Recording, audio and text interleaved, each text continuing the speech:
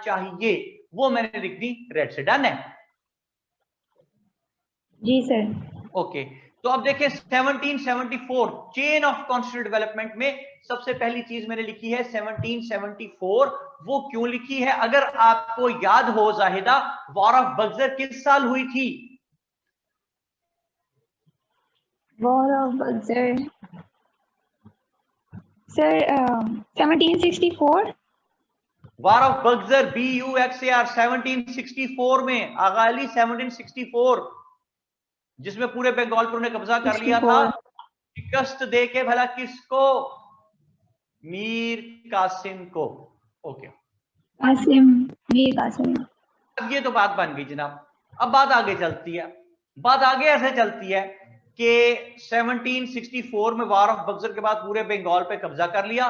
फिर कुछ टाइम गुजरा, पेज 42 पे पहुंचिए आप लोग, जरा अपने नोट्स वाले जो पेज है PDF के 42 पे।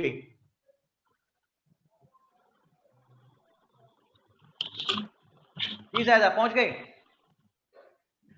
जी सर।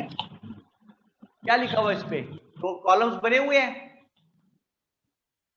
जी 1774 इंडियन एक्ट 1950 1858 इंडियन एक्ट। शाबाश, सर ये वाला। शाबाश, यही है। शाबाश शाबाश, यही है बेटा, 7 पेज 42। तो 1774 में फर्स्ट टाइम एवर यहां पे ब्रिटिश पार्लियामेंट ने कॉन्स्टिट्यूशनल रिकमेंडेशन भेजी, जिसमें 3 अहम बातें कही। नंबर 1, कहा east India company run India.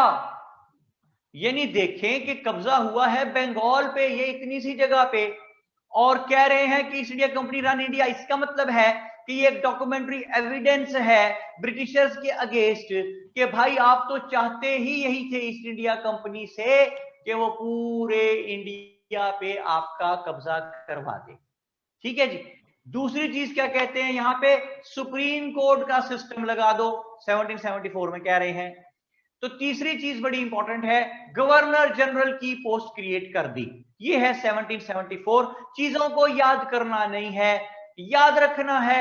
अब हम चल पड़े असली मरहले की तरफ। 1774 से स्टार्ट हुआ, 1947 तक जाता है ये चेन जो मैंने आपको बना के दिया है सारा। ठीक है, पिक में भी आपके पास आ गया हुआ है। तो 1774 में 3 चीजें कहता है, east India company run India, दूसरी कहता है सुप्रीम कोर्ट का सिस्टम लगा दो, तीसरा गवर्नर जनरल की पोस्ट क्रिएट कर दी। उसके बाद हमें कॉन्स्टिट्यूशनल रिकमेंडेशन नजर आती हैं क्या हो गया मुझे 1858 में। 1858 में क्या होता है कि वार ऑफ इंडिपेंडेंस खत्म हो चुकी, ब्रिटिशर्स यहां कब्जा कर चुके, तो वहां से ब्रिटिश पार्लियामेंट से कॉन्स्टिट्यूशनल रिकमेंडेशंस बकायदा आती हैं, जिसमें सबसे पहली चीज ये है कि India is completely given under crown, यानी ये ब्रिटिश इंडिया बन गया है। दूसरी बात, उन्होंने ईस्ट इंडिया कंपनी अबॉलिश कर दी। तो कोई चीज जाहिदा कब अबॉलिश खत्म की जाती है? जब उसकी जरूरत खत्म हो जाती है, जब उसका मकसद असाइनमेंट पूरी हो जाती है, जब ये अपना टास्क हासिल कर लेती है। तो ईस्ट इंडिया कंपनी को खत्म कर दिया। तो भाई इसका मतलब है आपने ईस्ट इंडिया कंपनी भेजी ही इसलिए थी कि इंडिया पे कब्जा करवा दे। तो इंडिया पे कब्जा हो गया तो जनाब अली उसकी जरूरत खत्म हो गई, ईस्ट इंडिया कंपनी अबॉलिश्ड। तीसरी चीज, डॉक्ट्रिन ऑफ लैप्स अबॉलिश्ड। समझ आई बात? जी सर। डॉक्ट्रिन ऑफ लैप्स थी क्या? कि अगर किसी स्टेट के राजा का बेटा नहीं, लीगल मेल हेयर नहीं, तो when the raja would die तो the state would fall to East India Company. ठीक है, यही थी जी। जी तो सर यही थी। एक बनाई क्यों हुई थी? ताकि इस स्टेट पे भी कब्जा हो जाए, उस स्टेट पे भी कब्जा हो जाए, उस स्टेट पे भी कब्जा हो जाए। तो भाई अब तो पूरे इंडिया पे कब्जा हो गया, अब इसको आपने क्या करना है?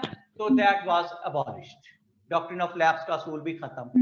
चौथी बात, यहां पे उन्होंने सेक्रेटरी ऑफ स्टेट की पोस्ट लगा दी। सेक्रेटरी ऑफ स्टेट क्या करता है? ये जनाब Ali day to day happenings की इतला देता है इंग्लैंड में, यानी इसके स्पुर्द काम पुप्पो वाला काम, नंदों वाला काम ये करता है, इधर की सारी इतलात उधर देता है। ठीक है जी।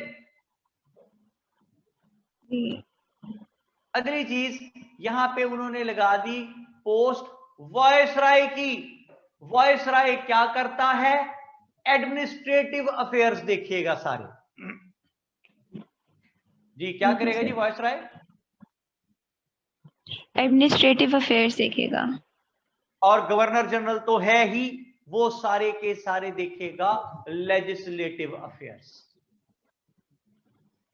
ठीक है सर। ठीक है, तीनों को डिवाइड कर ले आपस में कि सेक्रेटरी ऑफ स्टेट पुफो डे टू डे हैपनिंग्स की इत्तलात देगा इंग्लैंड में, viceroy will take care of all the administrative affairs and governor general will take care of all the legislative affairs. It was 1858 के फौरन बाद फिर जरा सा संभले और 1861 में फर्स्ट टाइम एवर इंडिया में लेजिस्लेटिव काउंसिल्स एक्ट भेजते हैं। क्या भेजते हैं जी? Legislative councils act. ये लेजिस्लेटिव काउंसिल एक्ट क्या है 1861 का? इसमें उन्होंने फर्स्ट टाइम एवर यहां पे लेजिस्लेटिव काउंसिल बनाई। इस लेजिस्लेटिव काउंसिल में इन्होंने कहा कि as this legislative council is supposed to work for the local people of India, that is why Indians would also be the part of this legislative council. समझ आई ये बात आपको जायदा? जी सर थोड़ी सी। मैं बताता हूं। लेजिस्लेटिव काउंसिल बनाई और उसमें उन्होंने सोचा कि यार अगर इसमें हमने सारे अपने ब्रिटिशर ही रखे, सारे के सारे बंदे लेजिस्लेटिव काउंसिल में। लेजिस्लेटिव काउंसिल होती क्या है? Which is supposed to legislate for the country, आइन साजी जो करेगी। तो अगर हमने ये आइन साजी करने वाले लेजिस्लेटिव काउंसिल में सारे के सारे हम खुद ही ब्रिटिशर्स बैठ गए तो इंडियंस कहेंगे यार हमें तो पता ही नहीं है क्या है, वो माने पता नहीं ना माने, लड़ाई हो जाए यहाँ पे, एजिटेशन खड़ा हो जाए। और दूसरा, सारी दुनिया जो है वो देखेगी कि इन्होंने इंग्लैंड वाले ब्रिटिशर्स ने इंडिया पे कब्जा कर लिया है और लेजिस्लेटिव काउंसिल में सारे खुद ही बैठे हुए हैं। तो इससे बेहतर है कुछ एवं रबर स्टैंप्स के तौर पे लोकल्स अपने एतमाद वाले पकड़ के बिठा दो, और ये लोकल्स भी, इंडियंस भी खुश कि जनाब लेजिस्लेटिव काउंसिल में 12 सीटें हैं, 6 हम ब्रिटिशर बैठे हैं, 6 आप लोग बैठे हैं। ज्यादा बात समझ आई अब? जी सर आ गई। और दुनिया को भी दिखा देंगे कि देखो अगर हम लेजिस्लेटिव काउंसिल में यहां बैठे हैं इंडिया में बना के, तो हमने लोकल्स को भी बीच में हिस्सा दिया हुआ है, तो जस्टिफाइड रहेंगे, साफ नीट एंड क्लीन रहेंगे। क्लियर होगी बात? तो इन्होंने क्या किया भाई कि इन्होंने कहा कि सीटें होंगी 12 सीटें होंगी लेजिस्लेटिव काउंसिल की, जिसमें से 6 होंगे हम लोग और 6 होंगे इंडियंस।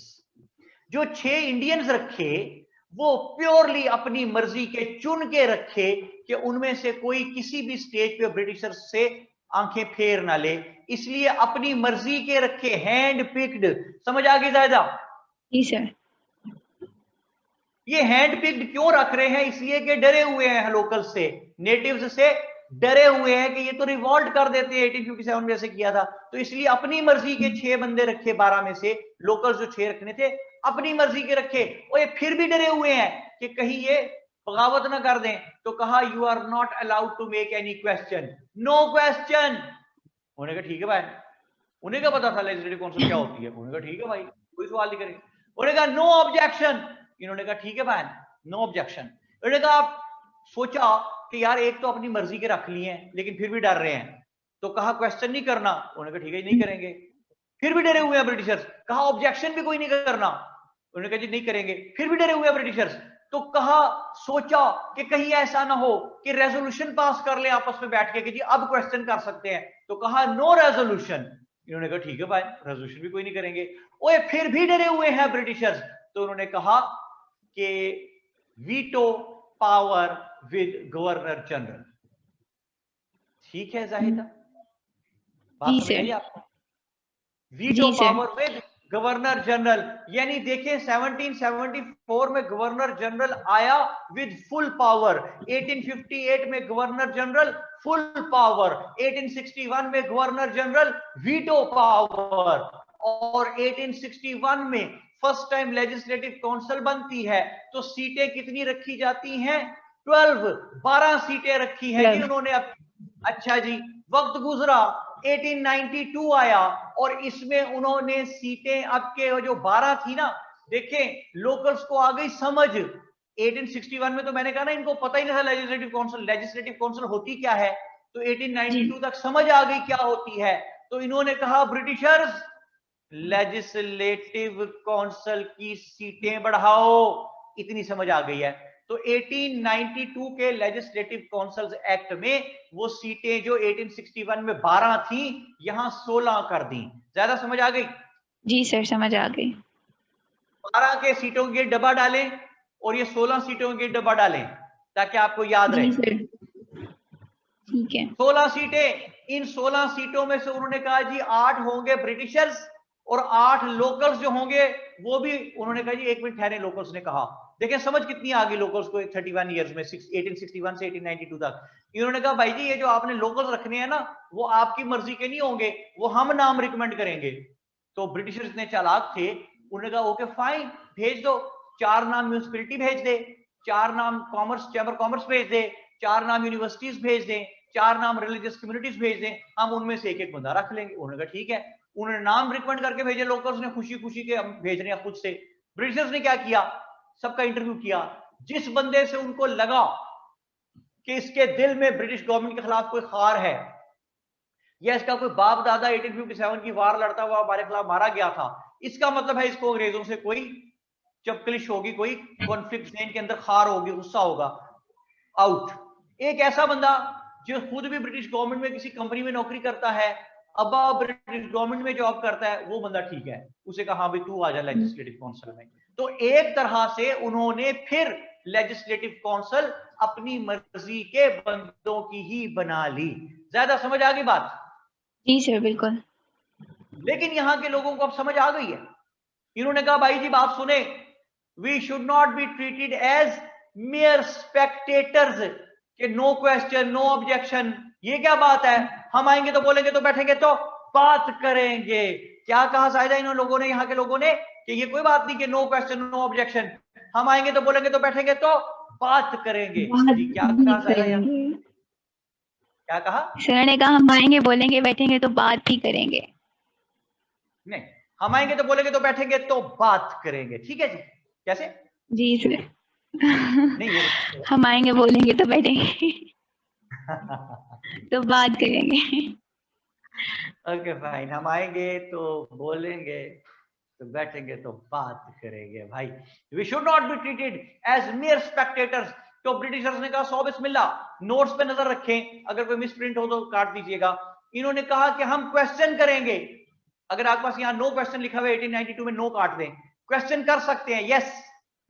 1892 में यहां के लोगों ने कहा हम ऑब्जेक्शन कर सकते हैं, यस ऑब्जेक्शन कर सकते हैं। इन्होंने कहा हम रेजोल्यूशन पास कर सकते हैं, उन्होंने कहा यस कर सकते हैं रेजोल्यूशन पास। नोट्स ठीक करती जा रही हो साथ साथ? सर रेजोल्यूशन में नो था। ओके, क्वेश्चन कर सकते हैं, ऑब्जेक्शन कर सकते हैं, रेजोल्यूशन पास कर सकते हैं। ब्रिटिश गवर्नमेंट ने कहा ओके सब कुछ ठीक है, लेकिन final decision with governor general, ठीक है, final decision with governor general. तो यहां के लोग हो गए बहुत ज्यादा खुश, जनाब मार लिया मैदान, हमने मनवा ली, ब्रिटिश गवर्नमेंट से हर बात मनवा ली। ब्रिटिश गवर्नमेंट ने कहा ओके जो तुम लोग कहते हो ठीक हो, क्वेश्चन करो, ऑब्जेक्शन करो, रेजोल्यूशन पास करो, बंदे भी हमारी मर्जी के रख लिए हैं। ब्रिटिश गवर्नमेंट खुश है और यहां के लोकल्स भी खुश है। तो थोड़े अरसे बाद लोकल्स को पता चलना शुरू हुआ कि भाई सब कुछ तो ब्रिटिशर्स के हाथ में ही है। जैसे 1858 में था, जैसे 1861 में था, वैसे ही 1892 में भी हुआ है। All the powers are with governor general.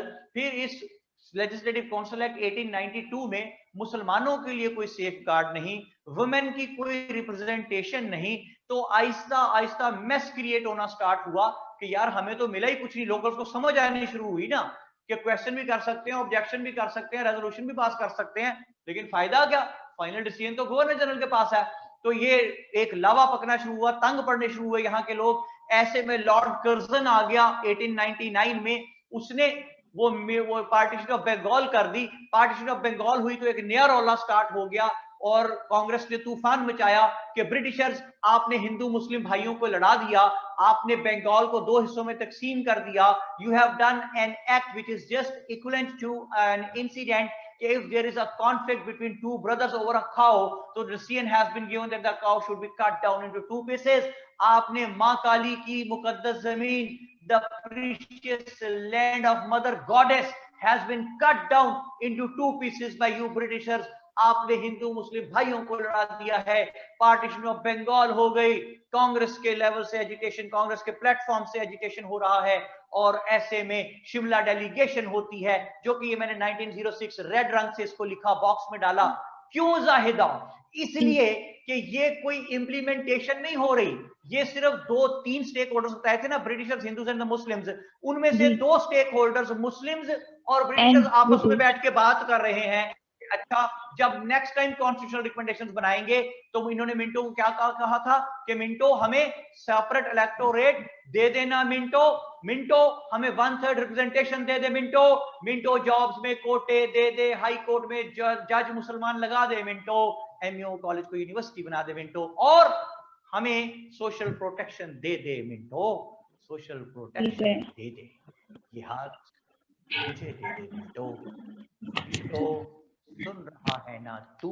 ठीक है जी. तो बात करते हुए हम पहुंचे कॉन्स्टिट्यूशनल डेवलपमेंट के चेन पे 1906 तक. तो इंशाल्लाह ताला फजल खुदा बशरत जिंदगी नेक्स्ट टाइम जब भी आप लोगों से बात स्टार्ट होती है तो हम बात शुरू करेंगे 1906 के आगे 1909 मिंटो मॉर्ले रिफॉर्म्स से.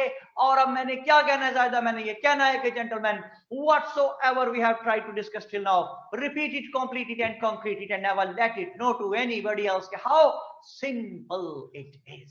और सब कुछ क्या है? बेकार है. बस you people are precious. कितने? We're very very precious. Try to take good care of yourselves and try to become what? The best possible sons or daughters of your parents. इसके अलावा न दुनिया में न आखिरत में कामयाबी का और कोई रास्ता नहीं है.